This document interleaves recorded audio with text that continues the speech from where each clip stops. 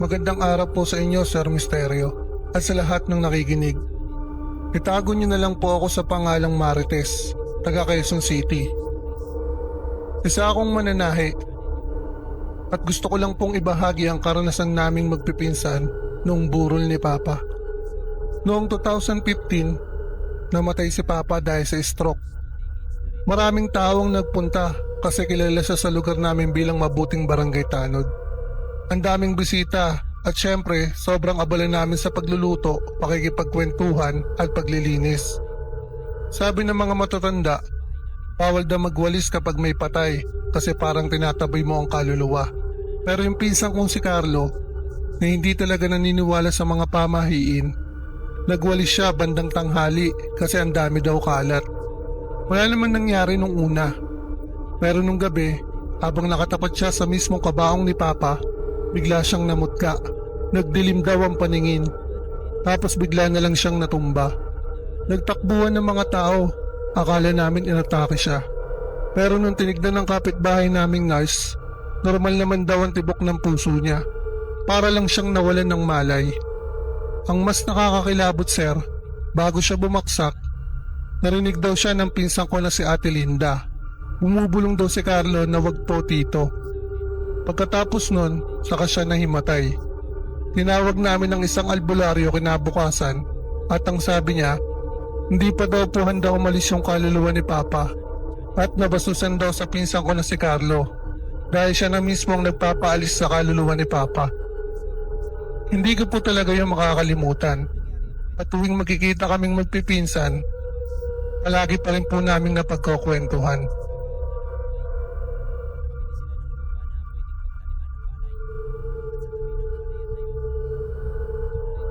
Magandang araw sa inyo, Sir Misterio, at sa lahat ng nakikinig ng mga kwento rito. Itago niyo na lang ako sa pangalang Marvin. Call center agent ako dito sa Ortigas. At madalas kaming nakikita-kita ng mga kaibigan ko pagkatapos ng shift sa isang mall na may blue na logo. Itong kwento ko po nangyari noong Valentine's Day. Off ko noon kaya nag-decide akong manood ng sine.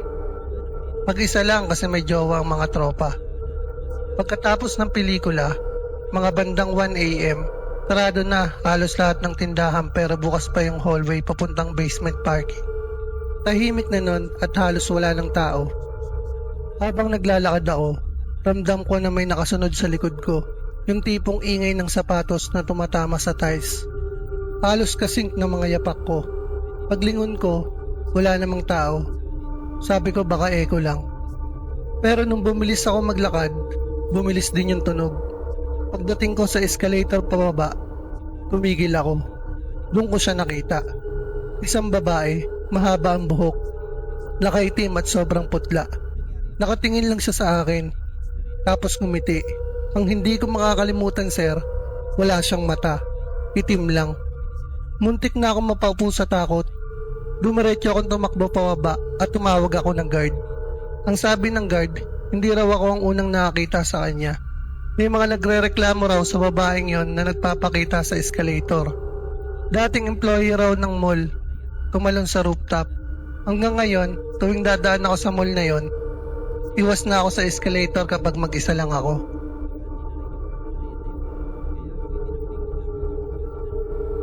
Magandang gabi, Sir Misterio, at sa mga nakikinig sa channel mo. Itago niyo na lang po ako sa pangalang Kenneth, isang security guard mula Pampanga. Gusto ko lang i-share yung nangyari sa lamay ng tita ko na hanggang ngayon kapag naaalala ko, kinikilabutan ako. Pamahiin na raw na kapag may namatay, dapat tinatakpan ng lahat ng salamin sa bahay. Ang paliwanag na matatanda, baka raw makita ng kaluluwa ang refleksyon niya at doon siya matrap. O kaya naman baka may makakita ng iba. Noong 2017, namatay yung tita ko dahil sa kanser. Sa sobrang pagmamadali, hindi namin natakpan ng lahat ng salamin. May naiwang isa sa kwarto niya. Isang gabi, naglalaro yung pamangkin kong babae. Mga 7 years old pa lang siya noon. Pumasok siya sa kwartong yon, tapos bigla na lang siyang lumabas na nanginginig. Halos hindi makapagsalita. Nang kalmado na siya, sabi niya, nakita ko po sarili ko sa salamin pero nakahiga ako. Nakaputi, may kandila sa tabi. Sir, ganun na ganun lang itsura ng tita ko sa kabaong. Nung gabi na yon, natakpan agad ng tiyuhin ko yung salamin. Pero kahit ganun, 3 araw na halos hindi makatulog yung pamangking ko. Kasi panay daw ang panaginip niya ng kabaong. Doon ako naniwala na hindi basta-basta pamahiin lang yun. Totoong may dahilan kung bakit ginagawa ng mga matatanda.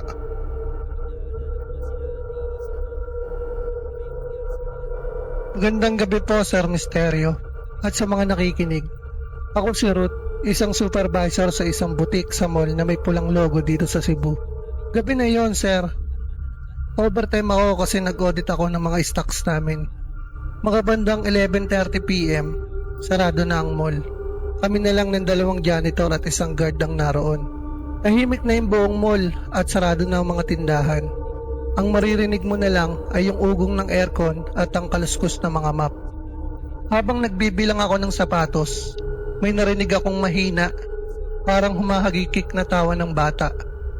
Nagtaka ko kasi wala namang bata sa oras na yon. Nang lumingon ako sa gilid ng salamin, nakita ko isang batang lalaki. Nakaupo sa sahig, mga 5 o 6 na taon ata. Nakasuot ng maruming sando at shorts. Nakangiti siya at nakatingin lang sa akin. Bigla akong kinilabutan. Tumayo ako at lumapit pero nawala siya sa harap ko. Nagtakbuhan ng mga janitor nung marinig ang sigaw ko. Ang sabi nila, matagal nang nagpaparamdam ang batang yon. Anak daw ng isang babae na naaksidente sa parking area noon. Hindi na raw nakalabas ng buhay. Simula nung gabing yon, kahit supervisor ako, ayaw ko na magpaiwan mag-isa pag closing time. Lagi akong sumasabay sa mga guards.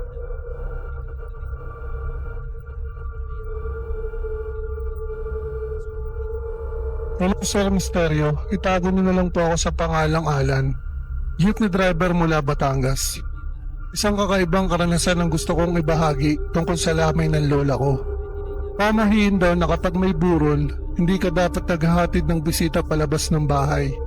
Kasi raw parang inihahatid mo na rin ang patay. Hindi ko noon pinansin kasi modernong panahon na at sanay akong magbigay galang sa mga bisita. Isang gabi ng lamay ni Lola, nagpaalam yung kapitbahay naming si Mang Ben. Natural po na ihahatid ko siya hanggang kanto kasi madilim at gusto ko rin makasigarilyo. Pagbalik ko, nakita ko agad yung nanay ko. Galit na galit. Sabi niya, "Bakit mo siya inihatid? Bawal yan. Para mo na rin inihatid ang kaluluwa ng nanay ko." Di ako naniniwala. Pero nung mismong gabi na yon, sobrang lamig ng pakaramdam ko. Lahat ng tao pawis na pawis sa init. Pero ako nanginginig. Kinabukasan, nilagnat ako at nanaginip ako ng paulit-ulit. Nakita ko si Lola, nakaupo sa tabi ng kama ko. Hawak yung braso ko at parang hinihila ko papalapit sa kanya. Nagising ako ng biglaan at pawis na pawis. Pagka umaga, tinala ako ni Mama sa simbahan at pinabless ako sa pari. Doon lang nawala yung lagnat at yung panaginip ko. Simula nun sir, kahit anong mangyari, hindi ko na inihahatid ang bisita kapag may burol. Hello, Sir Misterio, at magandang gabi rin sa lahat ng nakikinig. Itago niyo na lang po ako sa pangalang June, taga Baguio. Delivery rider ako at madalas akong naghahatid ng parcel sa isang mall na may blue na logo dito. Isang gabi, bago mag-undas, late na akong nakapasok sa delivery area kasi traffic.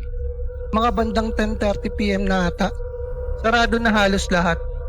Kaya sa service elevator ako dumaan. Habang nasa loob ako ng elevator, bigla itong huminto sa 3rd floor kahit wala naman akong pinindot. Pagbukas ng pinto, wala naman tao. Madilim lang yung hallway, pero may narinig akong humahagik-gik na babae. Yung tawa niya parang mahina pero malapit. Kinabahan na ako nun. Pinindot ko agad yung ground floor. Pero bago magsara yung pinto, may kamay na pumigil. Maputla ang kamay na sobrang payat.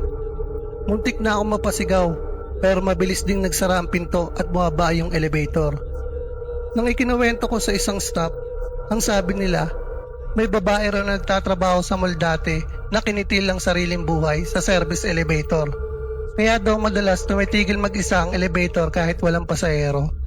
Hanggang ngayon sir, tuwing undas, hindi na ako naghahatid ng late deliveries doon.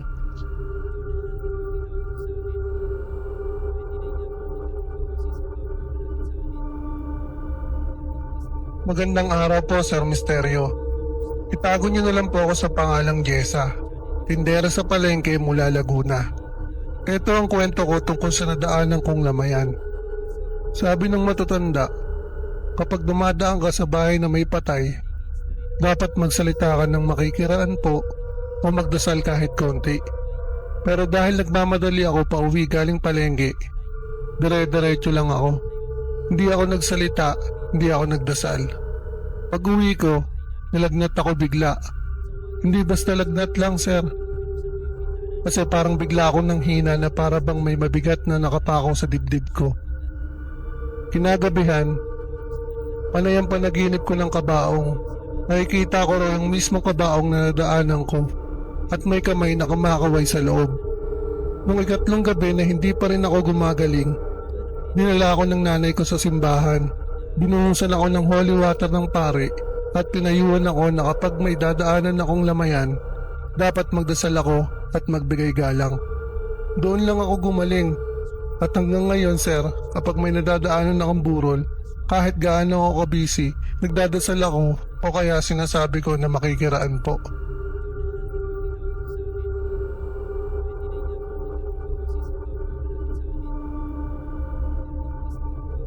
Magandang araw po Sir Misterio at sa lahat ng nakikinig. Itago niyo na lang po ako sa pangalang Oscar, maintenance crew sa isang mall na may red na logo dito sa Bacolod. Madalas akong ma-assign sa rooftop para i-check yung mga aircon units. Pero isang gabi, habang inaayos ko yung linya ng kuryente, may narinig akong naglalakad sa likuran ko. Mabigat ang hakbang, parang lalaki. Akala ko guard. Paglingon ko, may nakita akong lalaki na nakabarong. Pero basang-basa. Ang weird kasi sobrang tag-ulan noon. Nakatingin lang siya sa akin, tapos bigla na lang naglaho. Kinabukasan, kinuwento ko sa kasama kong crew. Ang sabi niya, noong early 2000 daw, may isang customer na nahulog sa rooftop parking dahil sa baha. Hindi na rin nakaligtas. Simula noon sir, kahit lalaki ako, ayaw ko nang mag-isa sa rooftop kapag gabi.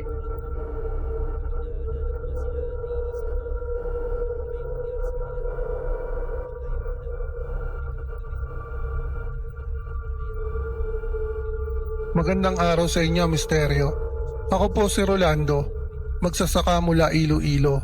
Ito ang kwento ko noong lamay ng tiyuhin ko. Sa probinsya namin, pamahiin na kapag may patay, dapat laging may gising buong gabi. Hindi pwedeng sabay-sabay matulog lahat kasi baka may mangyaring masama. Noong ikatlong gabi ng lamay ng tiyuhin ko, napagod lahat ng tao. Dahil sa kakabantay, kakasikaso sa mga bisita at pag-aayos, lahat nakatulog ng sabay-sabay. Ako lang ang nagising kasi parang may humihila sa kumot ko. Pagbangon ko, tahimik ang buong bahay, walang tunog. Wala man lang huni ng kuliglig sa labas. Doon ko napansin sir, yung kabaong gumagalaw. Para bang may kumakatok mula sa loob. Lumapit ako dahan-dahan, nanginginig. At habang papalapit ako, malinaw kong narinig ang boses ng tiyuhin ko. Bakit walang nagbabantay? Tumakbo ako agad. Ginising ang lahat ng tao. Pagkatapos nun, hindi na namin hinayaang sabay-sabay matulog. Mayroong laging nakabantay hanggang mailibing siya.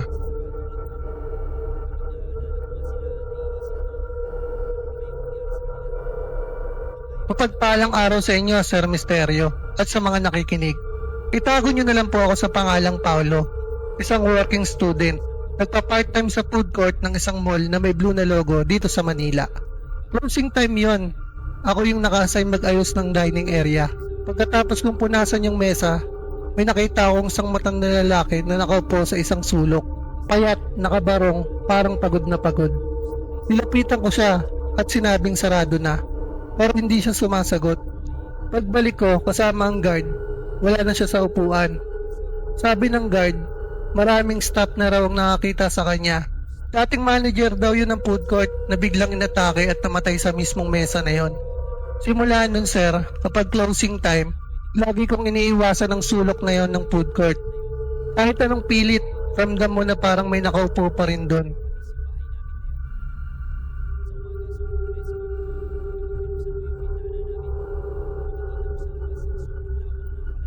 Magandang araw sa inyo, Sir Misterio, at sa lahat ng nakikinig.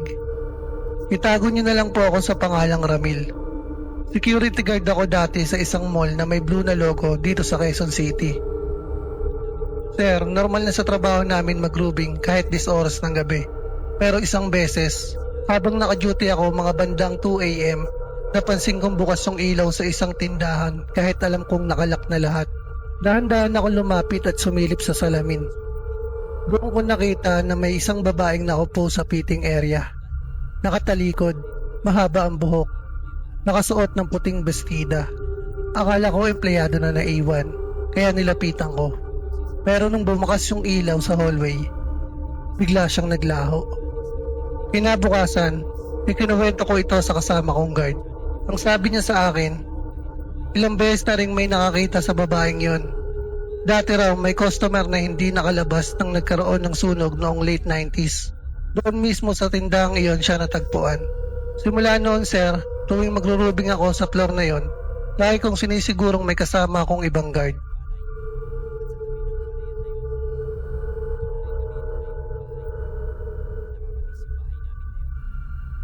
Magandang araw po sa inyo, Sir Misterio, at sa lahat ng nakikinig. Itago niyo na lang ako sa pangalang Elena, isang guro mula Bulacan. Hindi ko talaga makakalimutan ang karanasan kong ito kasi hanggang ngayon, dala ko pa rin ang takot sa tuwing may burol. Noong 2016, namatay ang kapitbahay namin si Mang Tonyo. Malapit lang ang bahay nila sa amin, kaya halos gabi-gabi nandun ako para makiramay. Siyempre, tulad ng nakasanayan, may kainan, may mga naglalaro ng baraha, may mga nagkakwentuhan. Nung isang gabi, natapos na yung padasal at nagsimula na ang kainan. Ang daming nilutong pansit at tinapay.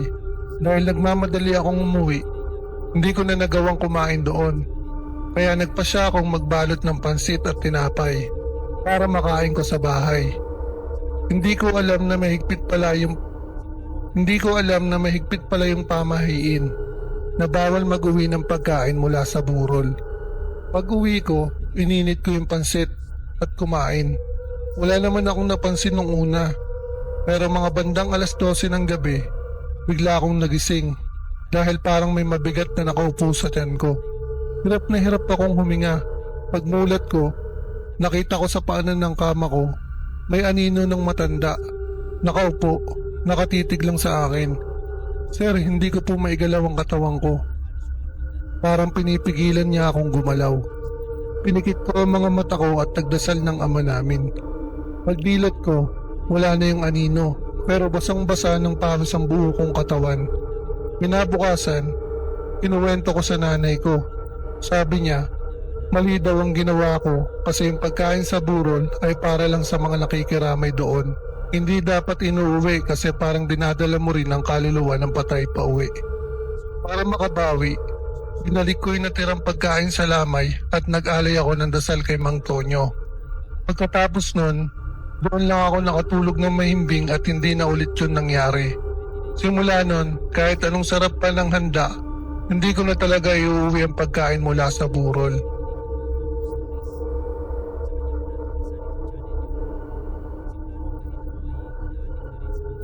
Hello po Sir Misterio. Magandang araw sa inyo at sa mga nakikinig. Itago niyo na lang ako sa pangalang Lani. Cashier po ako sa isang malaking mall na may pulang logo dito sa Davao. Noong Undas 2019, nag-overtime ako dahil marami pang inaayos sa cash register. Sarado na yung mall, pero nagtagal ako hanggang 12:30 AM. Habang nagbibilang ng pera, may narinig akong mga yapak sa likod ng counter. Mabigat ang tunog, parang boots. Nang lumingon ako, may lalaking guard na nakatayo, pero sobrang putla at may dugo sa uniforme. Napasigaw ako. Tumakbo yung janitor na nasa kabilang tindahan at tinanong kung bakit. Nang ikinuwento ko, bigla siyang natigilan. Ang sabi, may guard daw na namatay sa robbery incident ilang taon na ang nakakalipas. doon mismo sa area ng cashier counter. Hanggang ngayon sir, tuwing undas, laging may nagpaparamdam daw doon. Yung guard na nagbuwis ng buhay para protektahan ang mall.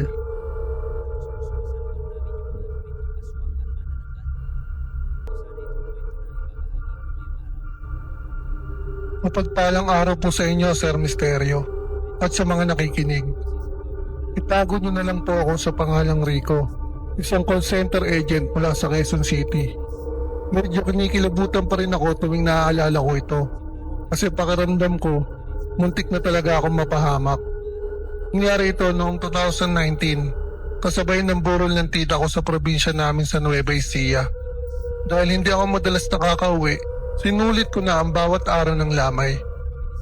Sa probinsya, alam naman natin, halos isang linggo ang burol at araw-araw may dasal. At syempre may mga pamahiin.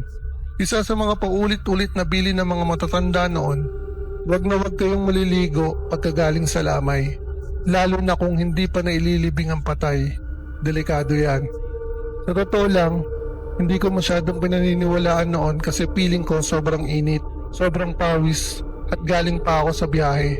Kaya nung ikatlong gabi ng burol, pag uwi ko sa bahay, dumiretso ako sa paliguan.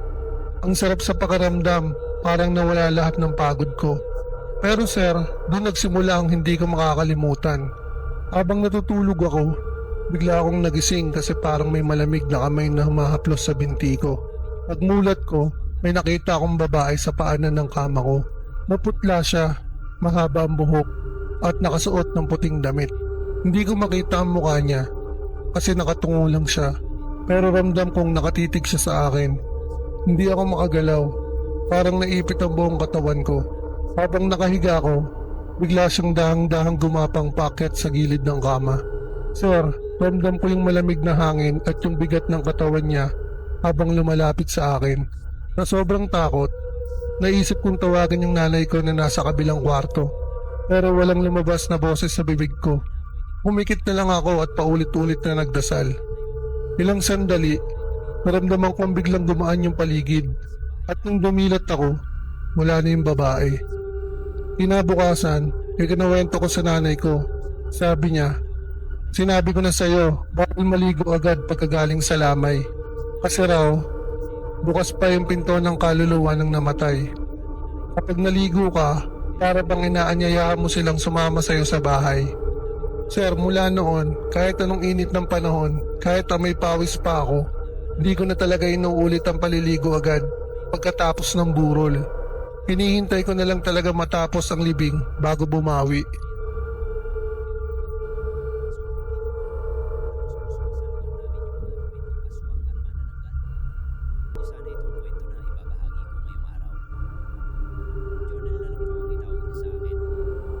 Magandang araw sa lahat, lalo na sa inyo, Sir Misterio. Itago niyo na lang po ako sa pangalang Claire. Barista dati sa isang cafe sa mall na may blue na logo dito sa Pasay. Madalas akong closing shift, so ako ang huling umaalis. Pero isang beses, mga 11:45 PM, habang naglilinis ng counter, naramdaman ko may nakaupo sa isang lamesa. Nang lingunin ko, may lalaking naka long sleeve, nakatungo, hindi gumagalaw. Kinausap ko siya, pero hindi siya sumasagot. Nang malapit na akong lumapit, biglang nag-flash yung ilaw ng kape at sa isang iglap, wala na siya. Naiwan lang yung upuang nakalabas, parang may umupo talaga. Nang ikinuwento ko sa manager ko, nalaman ko na matagal nang may mga staff na nakakita sa lalaking yon. Isa raw siyang businessman na nag-collapse sa cafe at doon na binawian ng buhay habang nag-aantay ng meeting. Kaya tuwing magsasara ako ng cafe, sir, lagi kong sinasara muna ang ilaw ng mesa na yon, parang respeto na rin.